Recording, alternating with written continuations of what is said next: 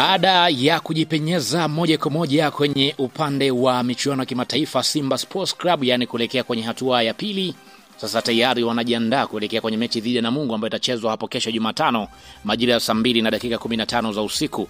Sasa kuelekea mechi hiyo, nikwambie tu kwamba hautamuona tena Hemed Morocco. Hii ni kulingana na taarifa ambayo Simba wameweza kuitoa. Hii ni baada tu ni kama Hemed Morocco ambaye yeye aliombwa kwamba twende moja kwa moja kwa kusimamia mechi ya kimataifa kwa sababu Selemani Matola tayari ana kadi tunasema kwamba ana kadi nyekundu. Hivyo Selemani Matola kwenye upande wa ligi kuu Tanzania bara, yeye ndiye ambaye utamuona moja kwa moja kwenye mechi ya hapo kesho dhidi ya Namungo. Mechi kama ambavyo nimekwambia ni saa 2:15 saa za Afrika ya Mashariki, yani saa 2:15 usiku ni dhidi ya Namungo.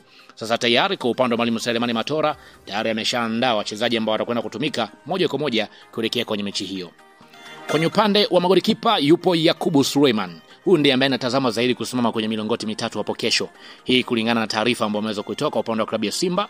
Yakubu Suleiman atakwenda kusimama kuelekea kwenye mchezo huo, lakini pia hatakuwa peke yake, atasaidiana na golikipa Hussein Abel. Maana kwamba hao ni magolikipa. Hii ni baada ya Musa Kapinipini Kamara kuonekana kwamba hayuko fiti kwa 100% kuelekea kwenye mechi dhidi ya Namungo. Hivyo Yakubu Suleiman pamoja na Hussein Abel, hawa ndio magolikipa ambao watakuwepo kwenye mechi ya hapo kesho. Lakini pia kwenye upande wa mabeki yupo David Kameta Duchu ambaye ameorodheshwa, lakini pia yupo Shomari Kapombe. Wakati huo pia yupo Anthony Mligo ambaye pia ameorodheshwa. Wakati huo pia Nabii Kamara na pia ameorodheshwa kati ya mabeki ambao watahusika moja kwa moja kuelekea kwenye mechi hiyo. Lakini pia Rushain Dirak ameorodheshwa na pia yupo. Lakini pia bila kusahau Chamu Karabu na pia ameorodheshwa kati ya wachezaji ambao watakwenda kuhusika pamoja na Wilson Nangu. Hao ndio mabeki ambao watakwenda kuhusika moja kwa moja kuelekea kwenye mechi hiyo dhidi ya Namungo.